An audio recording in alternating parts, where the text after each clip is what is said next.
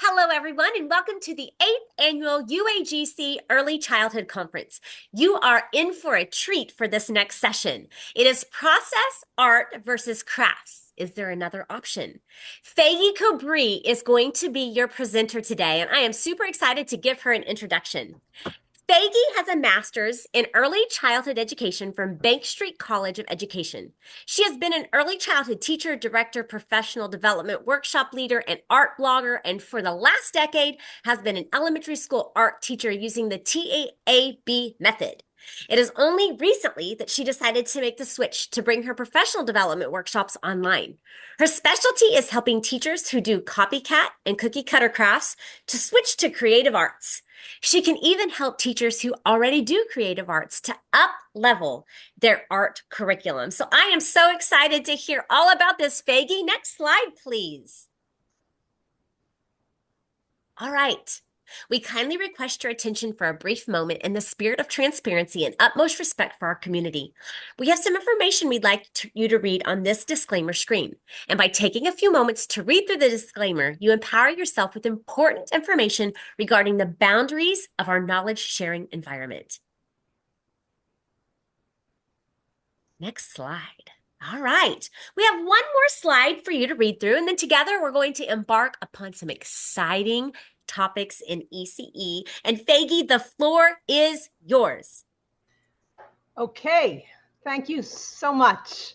I'm very excited about sharing all of my learnings and what I give over offline and online. I've been doing professional development workshops for many years in person, but that's only local. And I'm in New York. I'm sure you're not, or maybe you are, but not close enough here. So I've been bringing my professional development online. So let's start with the fact that everyone agrees that creativity is important, right? That's across the board. Okay, so now I have this handout here that just talks about what are the benefits of art. So I have listed here 10 benefits of art for kids, and these benefits highlight the immense value of art in kids' life. And it shows you how creative expression can positively impact their emotional, cognitive, and social development. So I'm just going to read down the list of things that are on this handout, and we'll go from there. So we know that art enhances creativity. It boosts confidence. It encourages problem solving. It develops fine motor skills. It cultivates patience. It strengthens focus and concentration. It enhances visual and spatial skills. It improves academic performance. It nurtures social skills, and it provides joy and relaxation.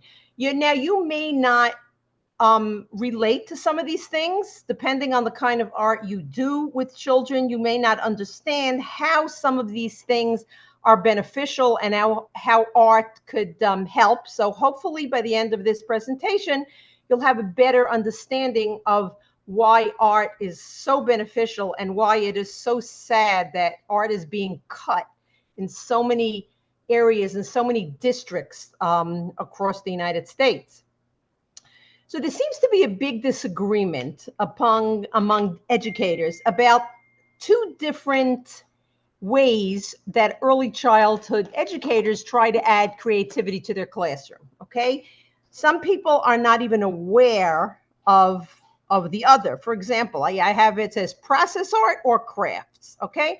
Now, the majority of the preschool classrooms across the world, and not just classrooms, parents at home, when they want to do art for kids, they do crafts, okay? The picture of the craft on the other side is just one image of what I call copycat crafts, which is also cookie cutter crafts. And what is cookie cutter crafts or copycat crafts? It's basically when the adult, teacher or parent, daycare leader, whoever it is, decides that they want to make a project based on a holiday, based on a season, based on something that they're learning. They come up with this really cute idea. They create the craft, and the children have to copy it. So it's really copycatter and cookie cutter crafts, because it's copycat. They have to copy what the teacher or the adult has decided that they want to do. And it's cookie cutter because all the things look like a cookie cutter. Every child's project looks like a cookie cutter. Sometimes you have teachers that'll give a little bit more leeway, while they'll have, let's say they have 25 squirrels strung across the room for fall time. They'll maybe let them use their own crayon. But for the most part, they're copycat and they're cookie cutter crafts. Then you have on the other side, you have process art. Okay. Now, process art is very, very popular in the play-based education. I'm not sure how aware you are. There's a big push. I've seen a lot on Instagram, some of these educators who just are not happy about all of the push towards too much reading and writing and math very, very early, and they want kids to learn through play. And along with that is process art. And what is process art? Process art is doing art by only concentrating on the process and not the product. So this picture that I have over there is a watercolor resist, where the child took an oil pastel, a white oil pastel, and scribbled and then did watercolor on top. And then the image that they colored with comes forward. Now, what happens is that if you have a 2-year-old or a 3-year-old doing this, it's process art. But if you have a 6 or a 7-year-old doing this, also process art, because they're concentrating on the process. They're just going to do this differently. So there's a lot of pushback. There's a lot of pushback on both sides, where process art people don't want to have anything to do with any crafts, and crafts really don't understand the whole process art, and they're not happy with that either. So the reason that many teachers and adults, not just teachers, seem to focus on crafts is, they always say, is you just gain lots of fine motor skills, and you learn to follow directions. Now, that is true. However, it's throwing out the baby with the bathwater, and we're going to learn a little bit more why. So in order to figure out what's best for kids to learn, we have to start with how they develop. So let's go back to the NAEYC standards. I'm going to read through what's here, but I'm not necessarily going to concentrate on each of them. So we have, they have 10 standards for early childhood education. The first one is relationships.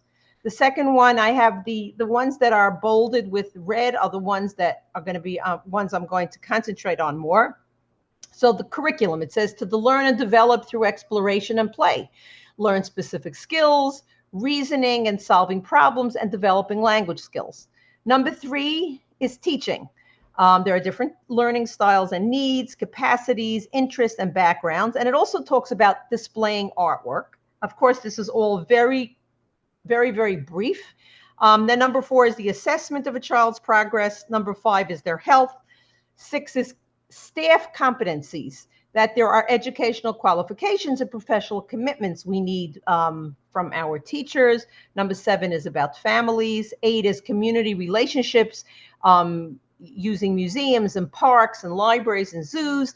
9 is the physical environment, and 10 is leadership and management. So this is all in order to be legal, to have a school that's legal or a daycare center, you have to follow these standards. Now, there are some daycare centers and some places, schools that follow some more than other. Now, what I want to go into now is because I went to a graduate school. I don't know if anybody has heard of this. I went to a graduate school called Bank Street College of Education. It's a leading graduate school in education. It's in New York City, and I live not far from there. And it's a developmentally based school. Now, what they have, it's a graduate school, but interestingly enough, they also have a school. They have a school like from 3-year-olds to up until high school. I think it goes, I don't remember exactly, maybe 8th grade, part of middle school and elementary school. So you have the early childhood, the preschool, the middle school, and then you have, it's not high school. And what they do is they take what they have learned about development and how children development from various psychologists, and they base their education on it. So that's where I'm coming from. So I'm just bringing you three.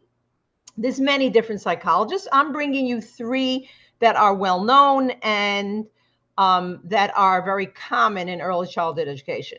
So the first one is Piaget. I'm sure if you have an early childhood degree, you've heard of Piaget. He was a Frenchman. He was a psychologist, and he spent his time researching how children come to know, how they come to learn. And he did a lot of different tests with kids. He would do things like, he has some like very famous tests where he would, let's say he showed a kid 2 cups of water, and then they were the same size cup, and then he would put 2 different cups in front of them, like beakers. One would be like low and flat, and the other one would be tall and skinny. And he or she would take the water and pour them into both cups at the same time. And he would ask which one has more. No, to start off, he would say, of course, which ones have more. They ascertained that they were both the same. And then he would take the same cups and pour them in. And invariably, kids at certain ages would always say that the one that was higher, that had liquid that was higher, that was more, because they didn't have the ability to conserve, to take what they saw with the same amount of water and pour them into 2 different ones. They weren't able to do that because they weren't up to that stage yet. Another thing he would do was very simply where he would take like 2 sticks and line them up next to each other and say which is larger, which is longer, and they would say they were same. And then he would just like kind of move them to the side, and they would say that one of them was longer because, again, they didn't have the ability to conserve. So he did a lot of these types of tests, which taught us how kids learn. I mean, he learned that kids in India go through the same stages that kids in China and the United States do. They crawl before they walk. They babble before they talk. We know that. And we know that when we try to get kids to walk before they're ready, it's a failure. It's not going to work. So we have to allow children to do things according to their developmental levels. And I'm going to get to that a little bit later. It's just so interesting how in certain things, people have no problem letting kids go through their developmental levels. In other things, like art, they do. Okay. The second psychologist that we'll talk about is a guy named Erikson. And Erikson, he researched psychosocial development. He wrote a very famous book called The 8 Stages of Man. Now, he goes through the different stages, starting from birth until, old age, on the stages that people go through and what happens at each stage. And what happens at each stage is that there's kind of like a tug of war. There's kind of like a tug of war where we want to see a good outcome or a bad outcome. So I'm gonna just talk very quickly about 3 of the early stages and what are the good and the bad outcomes in that in those stages. So the first one is trust versus mistrust. And what's happening over here is that goes from about age 0 to 18 months. And what happens here is we're trying to see if the child is going to develop trust and faith. And how does that happen? When he has caretakers, when he or she has caretakers that take care of them, pick them up when they cry, feed them when they're hungry. It's really interesting because it's not just feeding them when they're hungry and cleaning them when they're dirty. There was a study, I'm sure many of you know about this study, I forgot which country it was, where they had kids in an orphanage and they were taken care of. They were fed, they were changed, but nobody talked to them. Nobody picked them up. And these kids died because there's such a need of human interaction. So a kid that gets the right kind of care in the early stages, their good outcome is they're going to feel safe. They're going to feel safe, and they're going to have trust in adults, and they're able to move on to the next stage in a healthy manner. In the other case, if a kid does not have a good experience, and maybe they're in an orphanage, or maybe they have abusive caretakers, or there's some illness going on in the family that causes people not to be able to give these children what they need. So they're going to develop already at very young ages fear and suspicion. So they're already coming into their next stage a little bit compromised.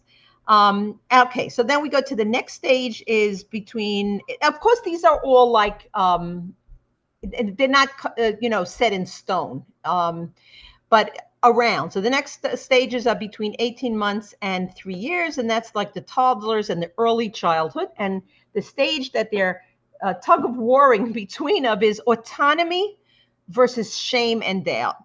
Basically, this is where they're learning to gain independence and control over their behavior and basic skills. And if they don't gain it, if they don't gain this autonomy, it leads to shame and doubt. And this is where the kids, me do it. I want to do it. And the kids are trying to be independent, and people that are easygoing or understand child development, they will know that they should give the children as much independence as they can, because it's a very important stage that they're trying to gain autonomy. And if they're not allowed to feed themselves, or they're not allowed to dress themselves, they're not allowed to do things themselves, they end up feeling doubtful about themselves, and it can encourage a lot of shame. And the third stage in this chart here is ages 3 to 6, and it's initiative versus guilt. And that's like the preschool ages. That's most of the ages that we're working on here. And that's the outcomes that they're fighting between is being assertive and a sense of purpose. And if they are not able to be assertive and take initiative in the proper way, then they just get disapproval, a lot of disapproval, and they end up feeling guilty. So that's in a nutshell. That's Piaget-Erikson. And Dewey also in a nutshell, he had this theory that he taught called pragmatism.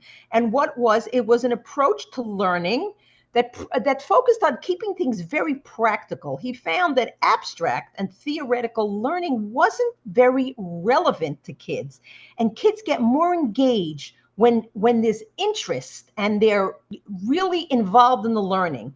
And he says that there was 4 levels of interests from kids. That's conversation, investigation, construction, and creative expression. Okay, so this is the foundation. This is the foundation for what I'm talking about. We had the NAEYC standards, and these are the standards that I always follow. Okay, so now we're going into crafts. Okay, so what we learned from psychologists. Let's take what we learned from these psychologists. Let's talk about what could be wrong with crafts, right? If, as we said, a craft is a cookie cutter copycat crafts, there's no problem solving, because the adult has done all the problem solving for them. They have decided how to create this, and they just have to follow it. Okay? Self-esteem, right? We talked about how important it is in, what Erikson studied, how important self-esteem is. So I have this story that a cousin of mine, when I was in graduate school, whatever I was learning, I would, love to talk about it wherever I went. And I was once talking to a cousin of mine. She was a teenager at the time. And I was talking about all of this stuff, the copycat, the cookie cutter crafts. And she said, that's so interesting what you're saying, because I clearly remember when I was in kindergarten, my teacher holding up a copy of a craft and saying, this is what we're going to do. And me thinking, mine will never look like that. So she really wasn't able to create what the teacher decided was grade level. And it wasn't grade level because it came from an adult idea. The point of creating art that is developmentally appropriate and grade level is to start where the kid is and not where the adult is. Okay, now let's go to initiative, right? We had initiative versus guilt. That was more, the self-esteem was more versus autonomy, and shame versus doubt, because here she was not allowed to be autonomous and create her own thing. So she ended up having shame and doubt about herself. Initiative brings me to another story. I remember when I was in education, I had a mentor, a wonderful woman, who said she was once subbing for a second grade class, and she had a bunch of art supplies and they had some free time. So she gave them their art supplies and she basically told them they can do what they want. And she went back to her desk. After a few minutes, she didn't hear any noise and she looked up and she saw nobody was doing anything. And she said, "What's going on?" They said, "Well, you didn't tell us what to do." When kids are not allowed to create and are given the confidence to be able to create on their own at their grade level, they don't have initiative because they are taught that only the adult can give them what is appropriate to do, and they just don't have initiative. So we also know that we have a lot of expectations. We learned from Piaget that we have certain expectations, right? We're not going to push a child. Okay, maybe some people will, but we're not going to push a child to walk. I know you have lots of these parents that get down on the floor trying to show the kid how to crawl when they're sitting there. It's not going to happen. If they're not ready for it, it's not going to happen. But on the other hand, we do expect kids to be creating art that's way beyond their age level because, which leads to the last one of this, because of our perfectionism. Because the bottom line is kids' art is messy when they do it according to their age level. And our perfectionistic society does not like messy. And that is something that undermines their problem solving and their self-esteem and their initiative. And so that's why crafts are not developmentally appropriate. So if they don't fit into standards and they don't follow these psychological theories, why are they so common? Okay. So number one, parents, because teachers, I hate to say this, maybe you're not one of those people, but a lot of teachers are scared of parents. And what I say to that is parents are very educable also. I find that when you explain, if you switch over from a more teacher directed to a more child directed, non copycat crafts, and you explain what's going on, the teachers, the parents are usually so on board. Of course, you do have sometimes very overbearing and very rigid parents who you can't convince, but for the most part, when you educate them, I think they're okay with it. Another reason is comes holidays and seasons. People want to bring something home. And they don't know anything else. They're not going to just give them a piece of paper to color because that's what people think. That all process art is just paper to scribble, and you can't send home. We want to teach something. We want them to remember what they learned about this holiday, about this unit that we're learning about. So why is it that they won't do process art? Because it's a mess. As we discussed before, it's because of perfectionism. So now we're going to the process art line of thought. The reason why people don't do more process art is because it's not contained enough for them. They're not going to, like I said, it's not a craft that they can give to a parent and say, this is what we learned. They also they also think it's just a mess. It doesn't fill up enough time. It doesn't teach.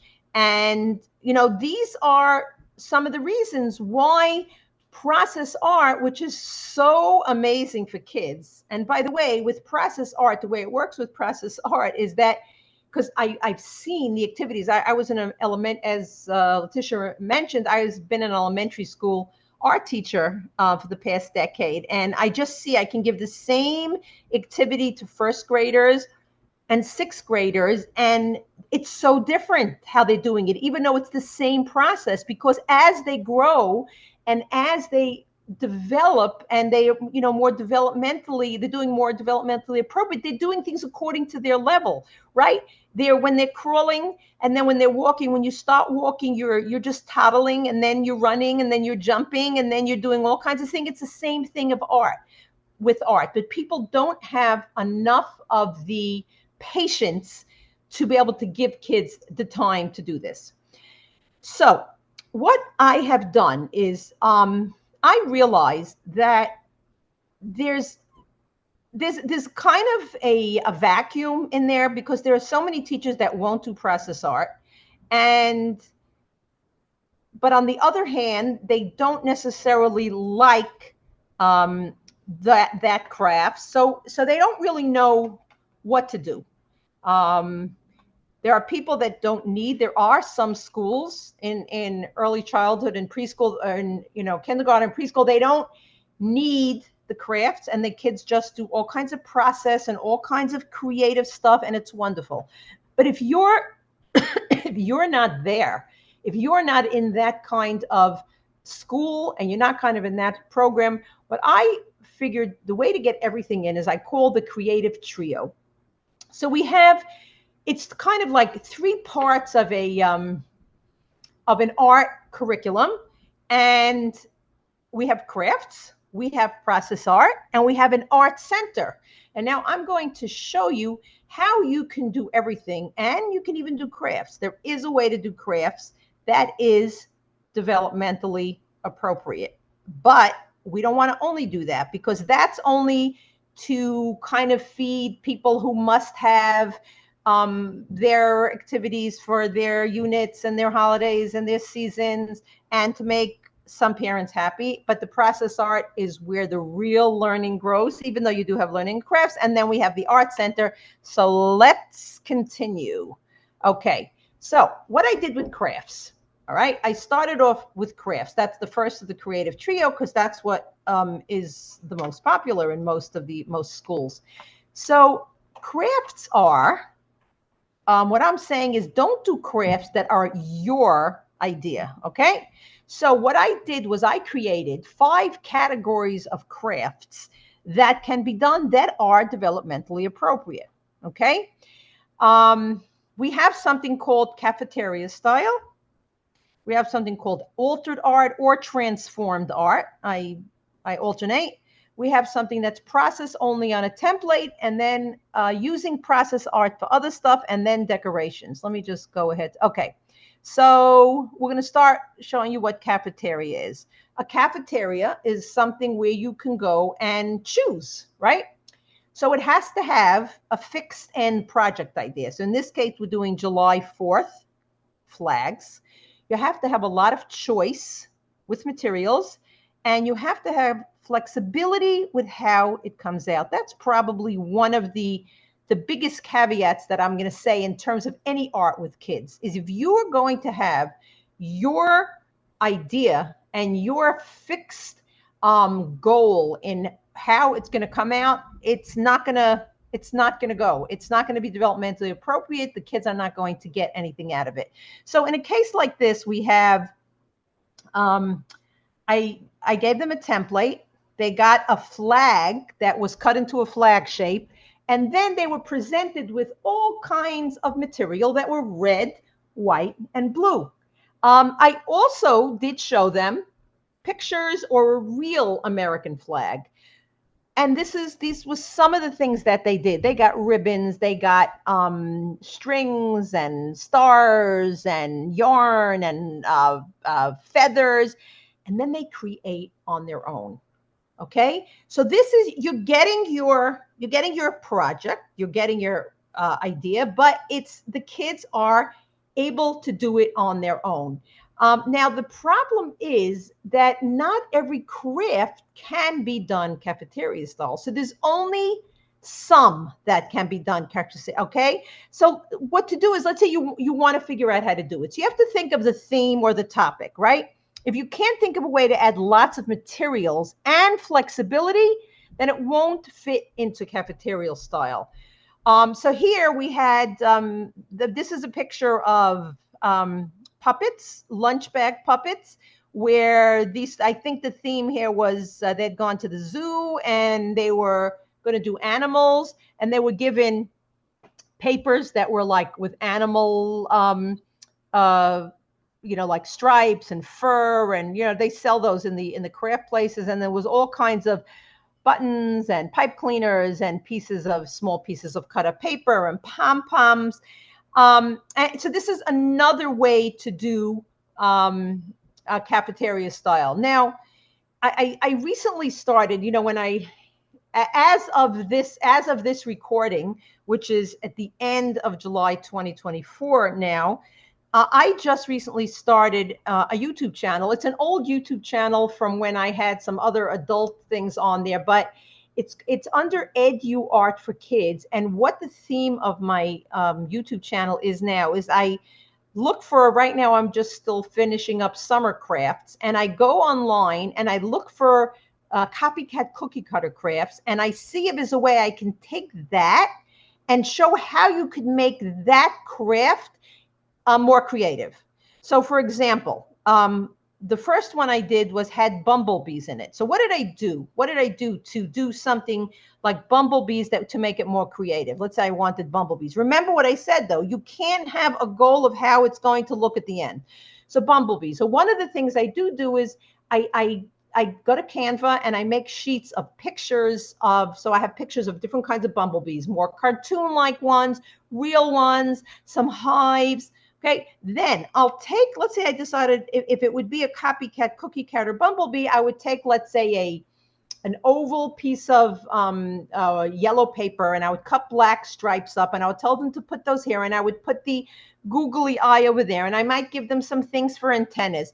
So instead of doing that and telling them what to do, what I do is I cut like different circles and different ovals of different sizes. I cut different kinds of black strings. Then I put round circles, and I put markers, and I put googly eyes, and I put, I don't remember exactly what it was I put. And then I tell the kids we're going to make bumblebees, but they're allowed to do it the way they want. So I have in this video, you'll see, if you go to my YouTube channel, Edu Art for Kids, you'll see that it shows the different samples, because I have a bunch of grandchildren that are nearby, and I've been using them kind of to do this, to show you how they work. So that's the idea. So for a cafeteria style, there has to be able to be enough for them to choose from.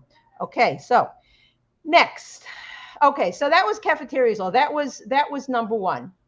Number two is transformed altered art. What that is basically, that's all over the crafts, magazines and websites. You have things that they can just get and decorate, and that's their art. So what I'm saying is it can be done once in a while, but it only can be done sometimes. And it just should be part of your craft curriculum. It shouldn't be all the time. And here are two examples. I think we made planters, and they were using a tissue paper to cover it, to decoupage on top. And the second picture is of frames. I think what we had done, they had put glue all over it and then let it harden, and then they painted gold on top of it. So this is another craft that you can use. It is a transformed art. Okay, so that's number two. Number three is a template to use for something else. Okay, so so let's say you just used you made a process art activity. You painted. You made like a messy activity, and you didn't care what it looked like. So what the point is that you can do things with them. So let's say you can take these process only art. Here, let's say we had, okay, let me just explain what I have over here. On the left, I have pictures of paintings that are just framed. And anytime you have any kind of even messy activity and it's framed beautifully and the name is written on it, or even just the way it looks. Like I have a friend that works in a Reggio Emilia school. Now I don't know if I'm saying it right. She's the artillerista. I don't know if I'm saying it right, but she goes in there and she makes these this school look like a museum. She takes all these messy process art things that the kids do. She frames them on the wall. She writes what they say about it. She puts the sayings up there. She labels everything, and it's so gorgeous that she really brings it up to an art level. Now, this on here, what this was, we ran an art camp for many years, and this was young children. And the way to make it more palatable for the parents and just in general for the kids to enjoy it also, each thing, it was put into a book. And I have a daughter that still runs an art camp, and she does the same type of thing. And here it says, this was a hole punch circle collage. And then it showed how we did it. Now, of later years, this was many years ago, of later years, we'll just put what it was, hole punch circle collage. This was a little bit more sophisticated. It was in a a binder with the hole punched, and they were put into sheet protectors. And, we've had kids that are already like teenagers that say that they still have these things. And then we have on the other side, this was a winter collage, very young children. There's googly eyes and doilies and cotton balls and cupcake holders, all white on top of blue paper, but the teacher wrote what the child said what they did. So it makes it look really, really beautiful. So, if you're doing a process art activity, you can use it to make a card. You could use it like a holiday card. You take something, you fold it up, you put another paper in there, you have the kid dictate to you what they want to say. You could do beautiful process art on paper and use it as wrapping paper for another holiday. So this is just another way. Number 3 is actually to make process art activities and just use them for something else. Number 4 in the crafts is using a template as a background for process art. So what is this? This is really just basically taking a cutout shape, and this is a vase. There's an apple, and I don't even remember what that other picture was on the left, but the bottom line is, if let's say you're going back to school and it's a back to school craft and people like doing apples, take a nice paper, cut it up into an apple shape, and just let the children you give them a specific activity, be it collage, be it painting, some specific kind of painting. And then they're coming home with their apple, but they really don't even realize that. They just know that they got their fun doing their process art.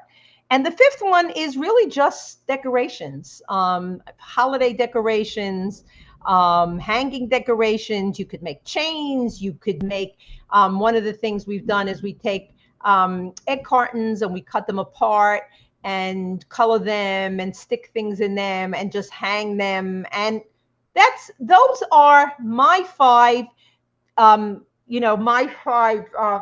categories. Here's what I was just talking about. This is egg cartons cut apart, and this is some of the egg cartons that are cut up, and there's like bells strung up. And here was another activity where we were doing just decorations, where we took cups and we colored them and then put them in the oven for a couple of seconds, and they melted down, and then we strung them. So those are just the 5 ideas. Okay, so that is the crafts. Okay, now you have to realize that there are some things that you will not be able to do. There are some things that will not fit under a developmentally appropriate craft. If you want to make a squirrel for the fall, I can't think of any way that would work. If you can, that allows a lot of choice, and the kids are all doing things at their own pace and their own level. I'd love to hear about that. But if you really want to buy into this, then you'll be okay, and you'll allow the children to create according to the way they need to create. Otherwise, you won't buy into it. But that's why I created these 5. I put together these 5 categories. So like when you need to do crafts, then you'll have what to refer back to. And I have a program that I sell, Beyond Copycat Crafts, that has a lot of tons and tons of videos and teaching you how to do that kind of stuff. Okay, now let's go we're up to the creative trio, the second of the creative trio, and we'll talk about process art. Now, process art does not only mean just let the kids do whatever they want. Just give them millions of materials and let them do it. It means there's materials exploration, maybe one material at a time. There's no sample. There's no right or wrong way, even though you are teaching them how to use the materials. There is a right way where they can't color on their friend, and they can't color on the wall, and they can't paint the chairs. That's something that they have to learn, and they have to learn how to use the material. And in my job as an art teacher, I spent a lot of time teaching them how to use the material. By the way, I'm just going to digress for a minute because Letitia mentioned that I was doing the TAB. It's actually called TAB. It's a TAB method. And the method I was doing now for the last number of years in my art program, my elementary school, it was called Teaching for Artistic Behavior, TAB. And it was a choice-based art program where we introduced drawing and then collage and then painting. And there was a lot of skills being taught, but there was a tremendous amount of freedom. And the kids were able to really choose what they were going to create all the time. Okay, so now let's go back to the process art. There's a lot of exploration that they have to experience. And as I mentioned before, there's a lot of changes as they progress, as they get older. You have to have patience, right? In the beginning, we talked about learning patience. So the teacher, the adult, has to also learn patience, because if you're teaching really young ones, you really need patience. And I've taught 3s, I've taught 4s, I've taught 5s. And I really must say, honestly, that I really like teaching the older ones better. Bottom line is because they create things. So even though I can give my 2-year-old grandchildren or my 3-year-old grandchildren the experience to do what they want, I love it when I start seeing the 4-year-olds and even the 3-year-olds, when things start emerging. First of all, when you see them starting to think, right? Like if they're collaging. Let me just tell you a story, just digress for a second. When my oldest, who's a mother of a number of children herself now, when she was in a 3-year-old program, I went to orientation where the centers were set up, and they were allowed to go over. We were just there for like an hour, and they were allowed to go over and use the different centers. And there was glue and some collage materials at one table, and I was just sitting by the side and watching. And a little girl went over to that table, and she sat down. She picked up like a collage piece and she put it onto her paper, and she was done. And the teacher came over and sat down next to her and turned the paper over, and she said, "Look, it sticks." Because that teacher understood that that's what the child was learning at that point. She was learning that glue and paste sticks things to each other. They don't know that. They don't know that when they come out into this world. Years ago, I wanted to, they had this famous book, Men Are From Mars, Women Are From Venus. I wanted to write a book, and children are from Pluto. Children are coming from another planet. They don't know about all these things. People think that kids should just know automatically. It doesn't work that way. And as they learn and as they progress, they start thinking. They'll take first they're slapping things down on top of each other. Then they start thinking and making arrangements. Then they start making things more representational. It's a lot of fun to watch as this comes out of the children. So you can have collage, and you could do a whole collage curriculum. There's so many different collages. I mean, even as part of my program, I even sell a book with 40 different collages. You could do a whole shape curriculum. You could do circles. You can do circles out of different material. You can do a circle background. You can do all different shapes. There's just so many different ways to do collage. Painting is process art. Clay, various materials, just using these processes like glue and salt and watercolors, squeegee painting. These are just some of the ways that we use process art in the program. Okay, so here's some ideas. On the left, it's a blotto art, where they had a folded paper and they put paint on one side, and then they folded it. It's like a Rorschach.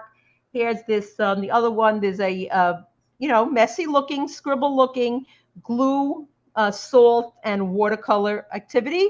Then we have a tape collage, and then we have printmaking with with some tools, with some, not even tools, some things that I picked up from Lowe's. I walked through Lowe's last year, just looking for things that the children can use with printmaking. And these are some of the process only activities that you could do. So just to show you over here, on the left, I have a picture of dyeing with tissue paper. That's a young child, and actually it says tissue paper painting because that was part of one of our camp books. And on the bottom, I have a very sophisticated fifth grader making a line and a border and using the tissue paper, the dyeing of the tissue paper to decorate it. And here you have 3 different ages. This was 3 of my grandchildren, actually. This one, the youngest was about 3, the middle one was about 5, and the oldest one was about 7. And I had them outline shapes with a Sharpie and then paint them in. And you can see the differences in how they create. And this just shows a point how when you give process art, you give a certain activity where it's the process that's important and not the product, you'll see if they're allowed to create, their developmental levels will shine forth. Here, this was many, many years ago, same age, same grade. I told them that we were going to do a winter torn paper collage. Now, when you allow the children to create at their own level and you're not telling them what to do, these were 2 first graders. So one of them looks like ripped paper just put on top of each other. The other one is a very sophisticated torn paper collage with a snowman and a person and some snow, and the difference is glaring. And when I showed it to the principal where I was working, she couldn't get over how much it showed how the children were doing in their schooling. And the one with the ripped papers with no thought to it was really struggling, and the other one was not. So it's just very fascinating that if you allow children to do things according to their level, you'll really get to see where they're at. Okay, so then we covered the craft, we covered crafts, we covered process art, and now we're just going to cover an art center.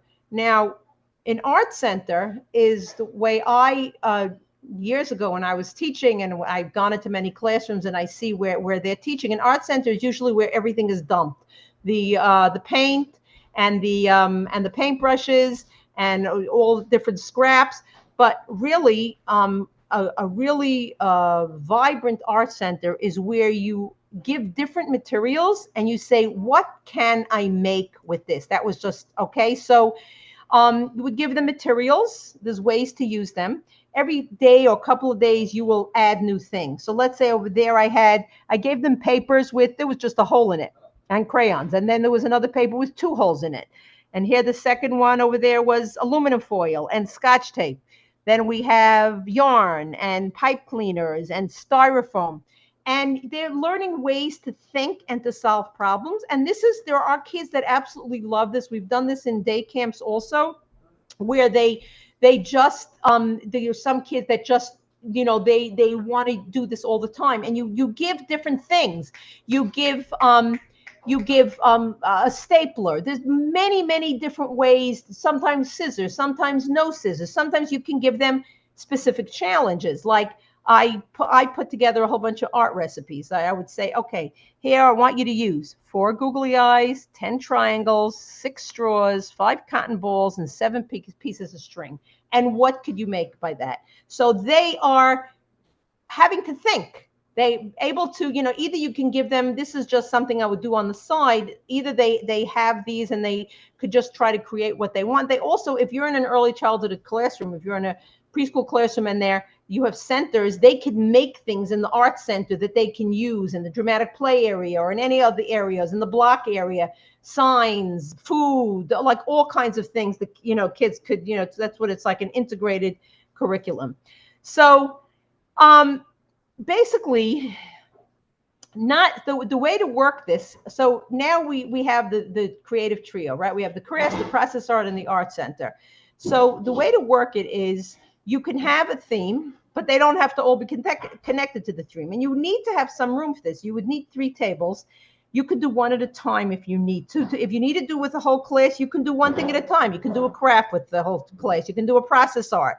You can do the art center the whole time. But the ideal thing is you have 3 different centers that are going on. Now, I remember when I was an early kindergarten teacher, I was always looking for other centers and add interest to the classroom. So here you can have 3 centers going on at the same time. At one table, you can have process art. You can have kids doing collage. You can have kids doing clay, right? Then you can have an art center, and the other center they're doing the craft. You had a theme that you wanted them to make a craft about. If you wanted to put everything around the theme, then you would try to have your process art also tied into that. And so there we go. These are once again the 10 benefits of art. 10 benefits of art: enhance creativity, the boosting confidence, encouraging problem solving, developing fine motor skills, cultivating patience, strengthening focus and concentration, enhancing visual spatial skills, improving academic performance, nurturing social skills, providing joy and relaxation. And I hope after hearing about everything that I have talked about, you will definitely be able to appreciate the benefits that art has for kids. Thank you so much for joining me on this journey of process art versus crafts. Faigie, what a great presentation. It was Thank you. very engaging, very insightful, and we appreciate you. Hopefully everyone will catch another session.